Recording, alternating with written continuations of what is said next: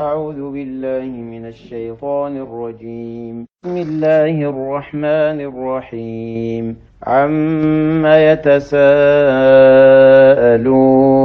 عن النبأ العظيم الذي هم فيه مختلفون كلا سيعلمون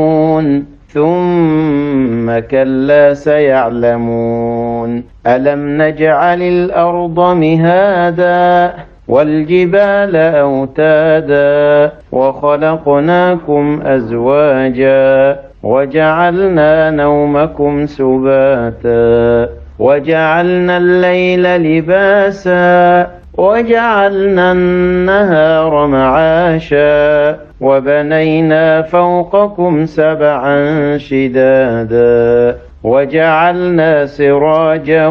وهاجا وأنزلنا من المعصرات ماء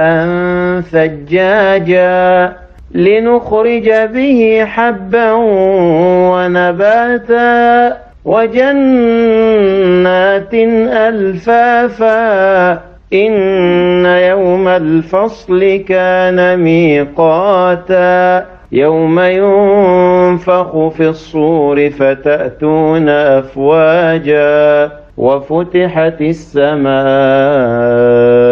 فكانت أبوابا وسيرت الجبال فكانت سرابا إن جهنم كانت مرصادا للطاغين مآبا لابثين فيها أحقابا لا يذوقون فيها بردا ولا شرابا إلا حميما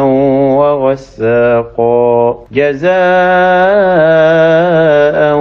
وفاقا إنهم كانوا لا يرجون حسابا وكذبوا بآياتنا كذابا وكل شيء أحصيناه كتابا فذوقوا فلن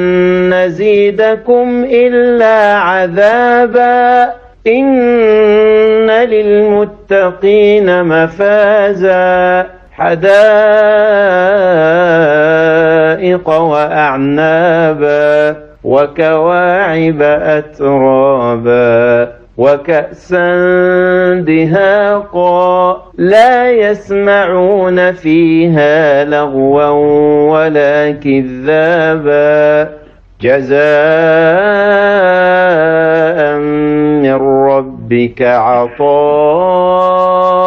حسابا رب السماوات والأرض وما بينهما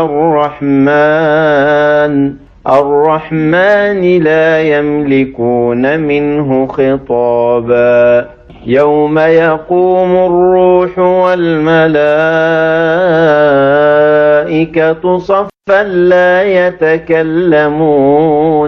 لا يتكلمون إلا من أذن له الرحمن وقال صوابا ذلك اليوم الحق فمن شاء اتخذ إلى ربه مآبا إنا أنذرناكم عذابا قريبا